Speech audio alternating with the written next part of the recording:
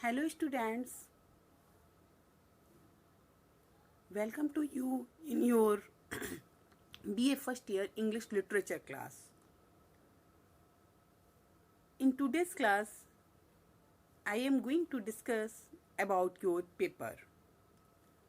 There are two papers in this subject. First paper is poetry and second paper is prose. पहला paper जो है आपका वो poetry का है और सेकंड पेपर आपका प्रोज का है.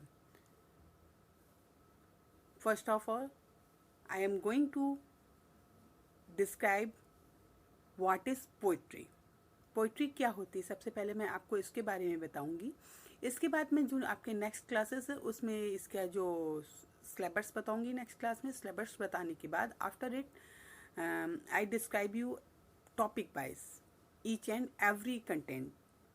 Okay, let's start. This poetry. हम आपको इंट्रोड्यूस कराने जा रहे हैं पोइट्री से. पोइट्री क्या होती है? Poetry consist in best thought put in best words in best order. Poetry क्या होती है? पोइट्री में बेस्ट थॉट को, हमारे जो अच्छे थॉट होते हैं उनको अच्छे तरीके से अच्छे शब्दों के साथ में अच्छे ऑर्डर में रखा जाता है, जिससे कि हमारी जो फीलिंग्स हैं, जो कि हमारा एक्सप्रेशन है, वो क्लियरली जो रीडर्स हैं उनके सामने एक अच्छे मेथड से प्रेजेंट हो सके, ऐसा कॉलरिज जी का मानना है. Poetry is spontaneous overflow of powerful feelings. Poetry क्या होती है? स्पॉन्टेनियस ओवरफ्लो होती है पावरफुल फीलिंग्स की. हमारी स्पॉन्टेनियस मीन्स क्या होता है? मतलब सहजता से कोई भी चीज़ ओवरफ्लो हो जाना, बाहर निकल के आ जाना. मतलब हम उसको रोकना भी चाहें लेकिन वो फिर भी रुके नहीं. It takes its origin from emotions and recollected in tranquility. इसका ओरिजिन कहाँ से होता है? इसका ओरिजिन हमारे इमोशंस से होता है, हमारी भावनाओं से होता है. जो ऐसा हम महसूस करते हैं वही चीज़ हमारी इमोशंस में प्रकट होती है, इमेजिनेशन में आती है, और इसको हम ट्रैंक्विलिटी के उसमें रिकलेक्ट करके फिर से उसी मैनर में प्रेजेंट करते हैं. That is called the poetry according to Wordsworth. और वर्ड्सवर्थ जी ये भी कहते हैं poetry is the image of man and nature. Poetry क्या है? देखिए पोइट्री में किस चीज़ का एक्सप्रेशन दिया जाता है? या तो आप मैन को लेते हैं या फिर आप इसको नेचर को लेते हैं या फिर आप गॉड को अप्रिशिएट करते हैं. तो ये क्या है? ये इसी चीज़ की तो इमेज है. सारी यही तो सारी चीज़ें हैं जिनको हम डिस्क्राइब करते हैं पूरी पोइट्री में. Okay, let's start. अगर हम देखते हैं हमें पोइट्री में किस किस चीज़ों की आवश्यकता होती है, मतलब क्या क्या चीज़ कंपल्सरी होती है जो पोइट्री में होनी चाहिए. Otherwise without it poetry is not possible, it's existence is not possible. A collection of words that express an emotions और idea. वर्ड्स का कलेक्शन कैसा होना चाहिए? जिसमें हम इमोशंस और आइडियाज़ को एक्सप्रेस कर सकें फ्रीली और अच्छे मैनर में. Poems are literary attempt to share personal experience and feeling. क्या है ये? साहित्यिक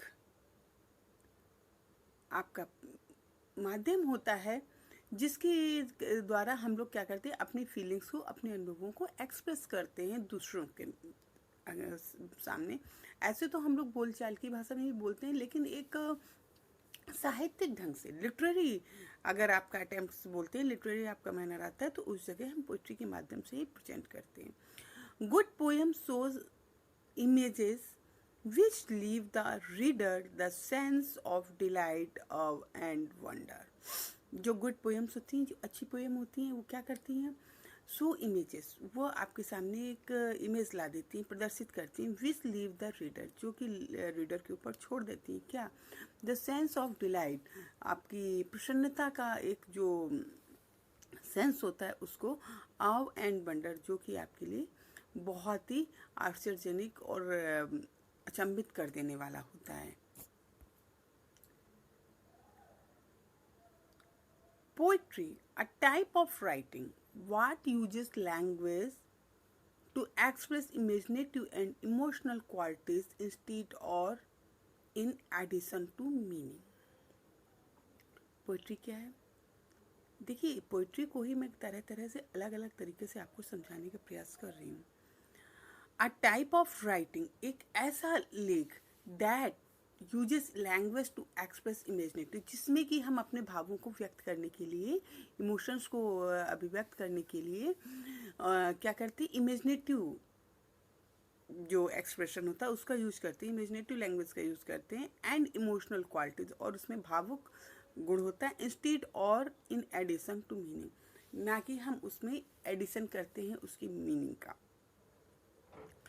Poetry may be written as individual poems or include in other written forms as in dramatic poetry, hymns or songs lyric.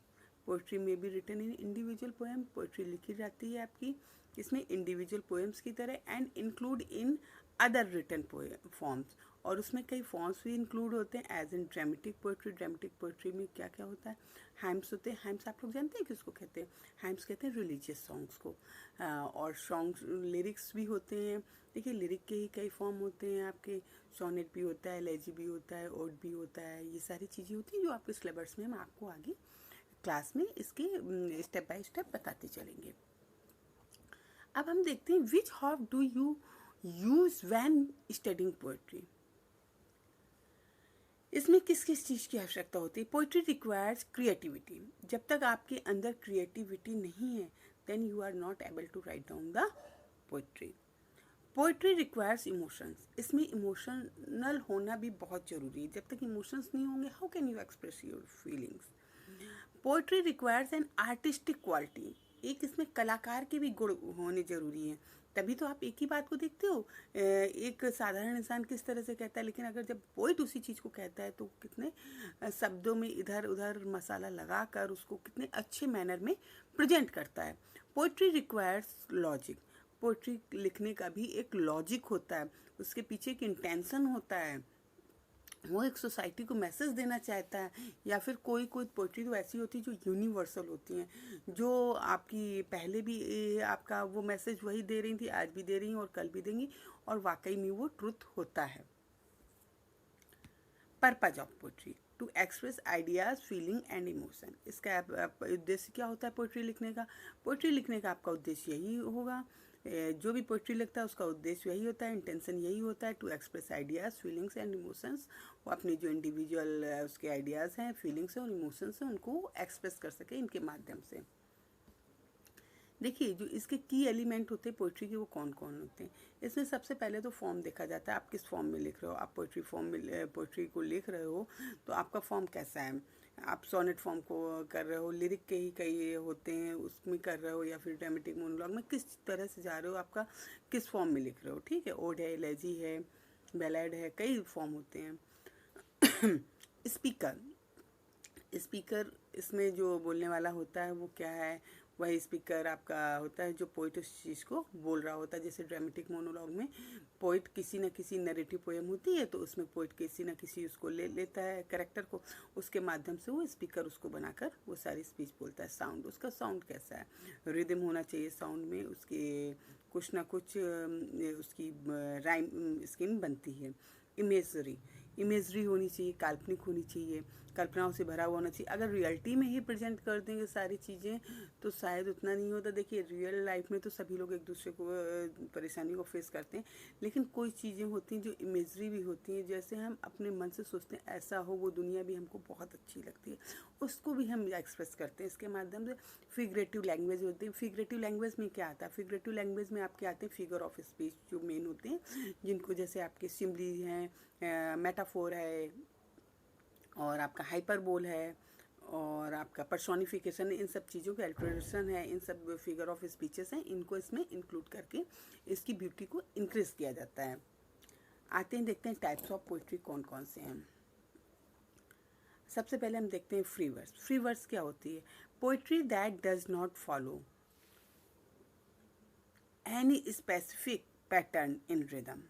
देखिए सबसे पहले तो आप free verse का मीनिंग समझिए। फ्री मीन्स क्या होता है, हर चीज़ से फ्री होना। रिद मतलब आपके किसी भी तरह की जिसमें बाउंडेशन हो। वर्स मीन्स पोइट्री, जो आपकी पोइट्री है वो पूरी तरह बाउंडेशन से फ्री हो, मतलब जो आइडिया आपके मन में आ रहा है you can express it freely in your own words and in your own pattern.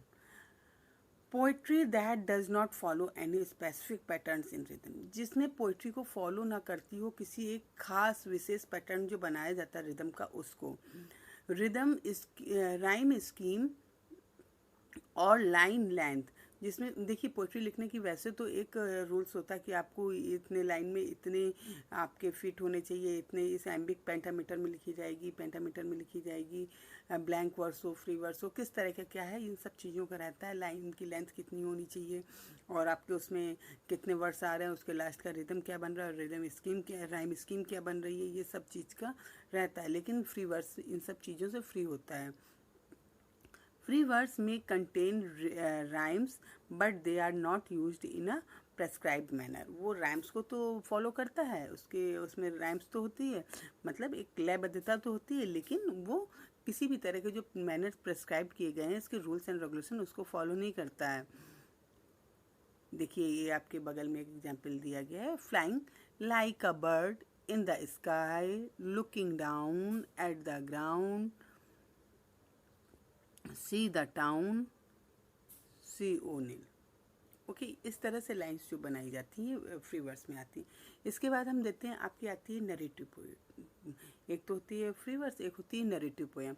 Narrative poem क्या होता है? A poem that tells the sequence of events of a story. एक पोएम ऐसी जो कि सीक्वेंस बताती है किसका? इवेंट्स का, एक स्टोरी के रूप में। The song of wandering angels as a narrative poem. ये जो मैंने आपको टाइटल बताया, ये कैसे ही नरेटिव पोएम है। इसके बाद देखते हैं, मैंने आपको बताया था सोनेट भी इसका स्ट्रक्चर होता है लिरिक का ही। सोनेट में क्या होता है? A very structured 14 lines poem that follows a specific rhythm, rhyme scheme, structure, and rhythm. The two most common sonnets are the Italian sonnet and English sonnet. Sorry. A very structured 14 lines poem. जो इसका जो sonnet होता है, इसका structure कैसा होता है? इसका 14 लाइन का स्ट्रक्चर होता है। इसमें एक स्पेसिफिक रिदम होती है, किसी की A B B A B B A B होती है, जैसे इंग्लिश सोनेट की आपकी ए बी होती है। Okay, C D E F G G होती है, राइम स्कीम होती है। और जो आपका पेट्रोर्चन सोनेट होता है उसमें A B B A C D, इस तरह की राइम स्कीम होती है। इनकी जो राइम स्कीम होती है वो डिफरेंट होती है अलग अलग सोनेट में। मोस्टली दो तरह के सोनेट माने जाते हैं, English sonnet, Italian sonnet. English sonnet को शेक्सपियरियन सोनेट भी कहते हैं, इटालियन सोनेट को आपके पेट्रोर्चन सोनेट भी कहते हैं। देखिए देखते हैं, William Shakespeare wrote many English sonnet which are also referred as Shakespearean sonnet। William Shakespeare ने 154 सोनेट टोटल आपके लिखे हैं, जिनको कि शेक्सपियरियन सोनेट के नाम से भी जाना जाता है। Rhyme, one of the most beautiful elements found in poetry is rhyme. एक बहुत सबसे जो खूबसूरत इसका बनाने का एलिमेंट होता है वो क्या होता है? वो होती है rhyme. Rhyme is the matching of sound that are similar. इसमें क्या होता है? इसमें साउंड सिमिलर होना चाहिए। जो लास्ट वर्ड आता है उसका साउंड पहली दूसरी लाइन का मैच करना चाहिए, नहीं तो पहली या मोस्टली जो होता है आपका पहली और तीसरी लाइन का मैच करता है, सेकंड और फोर्थ लाइन का मैच करता है, इस तरह से चलता है। और राइम कैसे बनता है? जैसे से पे, ट्रे स्प्रे, डे में, ब्लू ट्रू, जू डू, टू, इस तरह से जो वर्ड जो लास्ट में आते हैं ये क्या कहते हैं? राइम स्कीम को बनाते हैं। देखिए ये आपको एग्जाम्पल के साथ प्रेजेंट किया है। When working with rhyme, जब राइम बना रहे होते हैं, you should always remember that the most important part of words is the last word। उसका जो मोस्ट इम्पॉर्टेंट क्या होता है, जिसको हिंदी में हम लोग कहते हैं तुकबंदी। ओके, ये बहुत इंपॉर्टेंट पार्ट होता है वर्ड्स का, जो कि लास्ट वर्ड में बनाना होता है। The last word of each words is what establish the rhyme. वो एस्टैब्लिश करता है कि राइम क्या बन रही है। देखिए, ट्विंकल ट्विंकल लिटिल स्टार, जो आप लोग बहुत छोटे से ये पोएम पढ़ते आ रहे होंगे, इसमें how I wonder what you are. देखिए स्टार आर ये दोनों मैच कर रहे हैं, तो इसको ए पैटर्न दिया गया। Up above the world so high like a diamond in the sky. आई निकल रहा लास्ट का राइम, देखिए तो इसकी बी राइम स्कीम दी गई, इसी को राइम स्कीम कहते हैं। अब देखते हैं रिदम क्या होता है।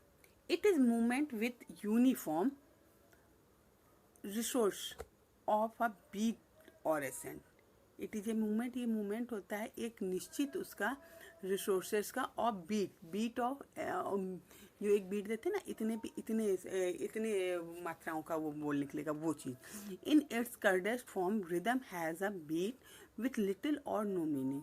इन इसके जो हम रिदम होता है इस बीट का जो वो देखते हैं मीनिंग में भी कभी कभी बहुत छोटा सा होता है, बहुत छोटा निकलता है, लेकिन वो फिर भी उसकी लयबद्धता को, तुकबंदी को बनाता है। देखिए एल्ट्रेशन क्या होता है, जो इसके मेन एलिमेंट और फीचर हैं वो हम आपको बताते चल रहे हैं। एलिट्रेशन क्या होता है? एलिट्रेशन में क्या होता है? The repetition of the initial letter और साउंड। इसमें क्या होता है? इनिशियल लेटर और साउंड का क्या होता है? रिपीटिशन होता है, बार बार उसकी पुनरावृत्ति होती है। इन 2 और more words in a line, एक से दो बार तो होते ही होते हैं, तभी एलिट्रेशन होता है, और कभी कभी ये इससे भी ज़्यादा हो जाते हैं। To the lay person these are called the tongue twister. जो लोगों के द्वारा इसको क्या कहा जाता है, कैसे आपकी जबान को कैसे पलटती है। Examples, how much due would a dew drop if a dew drop did drop dew। तो देखिए D D D D D इसकी हो रही बार बार आपके रिपीटिशन हो रहा है, इसको हम कहते हैं एलिट्रेशन। जब भी पोएम में हो, अगर आपको उसके लास्ट में एक्सप्लेनेशन वगैरह लिखते हैं तो उसमें आपको क्रिटिकल कमेंट देना होता है, कभी कभी लाइंस भी दे दी जाती है एग्जाम्स में, तो उसमें पूछा जाता है। तो इस तरह से हम इसको फाइंड आउट कर सकते हैं कि इसमें एलिट्रेशन है या नहीं है, रिपीटिशन है या नहीं। एलिट्रेशन का मतलब होता है किसी सेम साउंड का बार बार रिपीट होना। इस चीज़ को आप लोग माइंड में रखिएगा। अब आती है आपकी फिगरेटिव लैंग्वेज। फिगरेटिव लैंग्वेज कैसी होती है, हमने आपको बताया था। फिगरेटिव लैंग्वेज में आपके क्या होता है, फिगर ऑफ स्पीच सारे इंक्लूड होते हैं। देखिए पहले फिगरेटिव लैंग्वेज को हम समझ लेते हैं कैसे होते हैं। Figurative language is the use of words outside of their literal or usual meaning to add beauty or force. इसका इन जो वर्ड्स आपकी लैंग्वेज की ब्यूटी बढ़ाते हैं, आउटसाइड ब्यूटी बढ़ाते हैं, उसको हम कहते हैं figurative language. It is characterized by the use of simile or metaphor. इसको हम कैसे करते हैं? सिमली और मेटाफोर का यूज करके करते हैं, मतलब बड़ी बड़ी चीज़ों से इसकी तुलना कर देते हैं, ऐसे से ऐसा है। तो ये हमारे क्या करते हैं, ब्यूटी को हम फोर्स कर रहे हैं उसकी बढ़ाने के लिए, इंक्रीज करने के लिए। देखिए फिगरेटिव लैंग्वेज में सबसे पहला पॉइंट हम आपके सामने प्रेजेंट कर रहे हैं, सिमली। सिमली क्या होती है? A direct explicit comparison of one thing to another in which the word like or as are used. इसमें क्या करते हैं, हम एक कंपैरिजन करते हैं किसी चीज़ से, ये बिल्कुल इसकी तरह है, ये बिल्कुल ऐसा है, और इसमें लाइक और एज जैसे शब्दों का हम लोग यूज भी करते हैं। Look at the example. इन लोग एग्जाम्पल क्या है आपका? She looks like an angel. वो एंजल की तरह बिल्कुल दिखती है। तो ये यहाँ पे क्या कर रहे हैं, हम उसको सिमली दे रहे हैं, उससे बता रहे हैं कि वो बिल्कुल उसकी तरह है। Her lips are as sweet as honey. उसके लिप्स इतने मीठे हैं जितने की हनी। तो इसमें भी हमने क्या किया, उसको बिल्कुल उससे कंपैरिजन कर दिया, वो उतनी मीठी है जितनी की सिमली होती है, वो हनी होता है। Okay, now next year personification. Personification में देखिए क्या होता है, the strategy of giving animate qualities to abstract concepts और इनएनिमेट थिंग्स। इसमें क्या होता है, जो इसकी जो स्ट्रेटजी होती है, क्वालिटी होती है, उसको हम क्या कहते हैं, जो आपका निर्जीव चीज़ भी होती है उसको हम क्या मान लेते हैं, आपकी नॉन लिविंग चीज़ को भी हम लिविंग थिंग मानकर उसको बार बार एग्जाम्पल देते हैं, उसको इस तरह से वहाँ पे रेफ़र करते हैं जैसे कि वो लिविंग थिंग हो। For example, the handles clock stairs blindly from its tower. देखो ब्लाइंडली वर्ड आ रहा है हैंडल्स के लिए। हैंडल्स आपके क्या होते हैं, हैंडल्स तो यहाँ पर यूज किया, हैंडल्स क्लॉक यूज किया गया है आपकी घड़ी के लिए। ब्लाइंडली मीन्स अंधा। अंधा कौन होगा? अंधों की तरह। अंधा तो इंसान ही होता है या कोई लिविंग थिंग ही हो सकती, इसकी तो आइस होती नहीं है क्लॉक की। लेकिन इसको हमेशा आप देखिएगा, क्लॉक है और आपके जो इस तरह की चीज़ें वो हमेशा यूज की जाती हैं आपके पर्सोनिफिकेशन में। इनकी जब भी की जाती है किसी सजीव चीज़ से, लिविंग थिंग से कंपैरिजन किया जाता है तो वहाँ पे हमारा पर्सोनिफिकेशन, फिगर ऑफ स्पीच ही आता है। कभी कभी आपकी फिगर ऑफ स्पीच भी पहचानने के लिए दे देते हैं एग्जाम्स में। तो ध्यान रखिए, जब किसी नॉन लिविंग थिंग को हम लिविंग थिंग से कंपैरिजन कर देते हैं, उसकी तुलना कर देते हैं उसके साथ में, तो वो हमारा क्या हो जाता है, वो हमारा पर्सोनिफिकेशन वहाँ पर आ जाता है। इसके बाद आते हैं फिगरेटिव लैंग्वेज में ओनोमोटोपोइया। ओनोमोटोपोइया क्या होता है, द अटेम्प्ट टू इको और इंटीमेट साउंड विथ वर्ड्स। इसमें क्या होता है, इसमें साउंड से रिलेटेड जब भी कोई डिस्कशन आए, साउंड किसी भी तरह का साउंड, जैसे आपका चिड़ियों के बोलने की चहचहाट है, या फिर किसी जानवर के चिल्लाने की आवाज़ है, या ह्यूमन बीइंग की है, किसी भी मतलब इस तरह आवाज़ की बात होती है, वहाँ पर हमारा क्या होता है, ओनोमोटोपोइया होता है। देखिए एग्जाम्पल दिया, वो, ओइंक ओइंक, टिक टैक, हॉलिंग, इस तरह के वर्ड्स जो आते हैं वहाँ पर हमारी क्या होती है, ओनोमोटोपोइया होता है उन लाइंस में। आप लोग इस चीज़ों को ध्यान रखिएगा। बहुत हम आपको शॉर्ट में बता रहे हैं, मेन पॉइंट्स होते हैं वो बता रहे हैं। इसके बाद आपका आता है हाइपरबोल। हाइपरबोल क्या होता है, एन एक्सक्रेशन। इसमें किसी भी चीज़ को इतना बढ़ा चढ़ा कर बोला जाता है, इतना बढ़ा चढ़ा कर बोला जाता है कि हम उसकी इमेजिनेशन नहीं कर सकते हैं। अब बताइए, किसी की स्माइल को आप स्टार्स 10,000 स्टार्स की वो दे दें, कंपैरिजन दे दें, या फिर आप किसी की रोनों को कह दें और समुद्र से कंपैरिजन कर दें, तो ये क्या होता है, मतलब इतना बढ़ा चढ़ा कर किसी चीज़ को बोल देना कि वो चीज़ जो पॉसिबल नहीं होती इस दुनिया में, लेकिन हम क्या कहते हैं, पोएटिक लैंग्वेज में इतना बढ़ा चढ़ा कर बोलते हैं, कंपैरिजन करते हैं ऐसी ऐसी चीज़ों से। तो इसलिए इस जगह ऐसे लाइन्स में क्या होता है, हमारा हाइपरबोल होता है। I have been waiting for a million years. ये बताइए, मिलियन ईयर्स तक कोई जीवित रहता है? लेकिन देखिए इस एग्जाम्पल में बोला क्यों, क्योंकि ये एक यहाँ पर इसको बढ़ा चढ़ा कर उसको हम बता रहे हैं। तो यहाँ पर हाइपरबोल हम फिगर ऑफ स्पीच जो है उसको यूज कर रहे हैं, और उस चीज़ की यहाँ पर उससे के लिए बता रहे हैं कि हम आपका मिलियन ईयर से वेट कर रहे हैं। तो मिलियन ईयर से मतलब एक लंबे, during a long period. Okay, आपका जो पोइट्री से रिलेटेड जो मेन एलिमेंट्स है, पोइट्री में क्या क्या यूज होता है, फिगर ऑफ स्पीच वगैरह, वो सारी मैंने बता दी है। ओके, वंस अगेन थोड़ा सा मैं इसको शॉर्ट में कंक्लूड कर दें। Poetry can not be defined, it is like love that can not be defined but can be felt. अगर हम पोइट्री को इजी वर्ड्स में बोलते हैं तो इसको हम डिफाइन नहीं कर सकते, इसको केवल रियलाइज कर सकते हैं, जैसे कि हम क्या करते हैं, लव को महसूस करते हैं। Love is life and poetry has to fasten on life. Love हमारा क्या है, लाइफ होता है, और पोइट्री भी उसी की तरह होती है। It is difficult to define it into exact language. ये बहुत डिफ़िकल्ट होता है कि इसको हम एग्जैक्ट लैंग्वेज में बता सकें। इसको कई पोइट्स ने अपनी अपनी तरह से एक्सप्रेस किया है, और कई लोगों का जो अपनी अपनी इसकी मीनिंग्स भी निकालते हैं पोइट्री को एक्सप्रेस करने के लिए। लेकिन आई होप मैंने जो आपको मीनिंग्स बताए हैं, जो डेफिनेशंस बताई, वो आप लोग याद कर लेंगे। विलियम वर्ड्सवर्थ की जो आपकी वो है, बहुत पूछी जाती है डेफिनेशन जो मैंने आपको बताई थी स्पॉन्टेनियस ओवरफ्लो वाली, उसको आप लोग याद रखिएगा। और ये भी बहुत मैंने बताया आपको कि ये क्या होता है, ये इमेज होती है किसकी, ह्यूमन की और नेचर की। ये भी लाइन विलियम वर्ड्सवर्थ ने बोली, ये भी बहुत पूछी जाती है।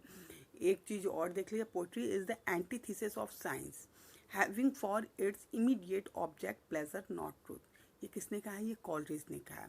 ये लाइन्स भी बहुत मोस्टली पूछी जाती है एग्जाम्स में। ओके, आई होप आपको समझ में आ गया होगा पोइट्री क्या होती है, इसमें क्या क्या एलिमेंट्स होते हैं, क्या क्या चीज़ें होनी जरूरी होती हैं। Without it poetry is useless and lifeless. Okay,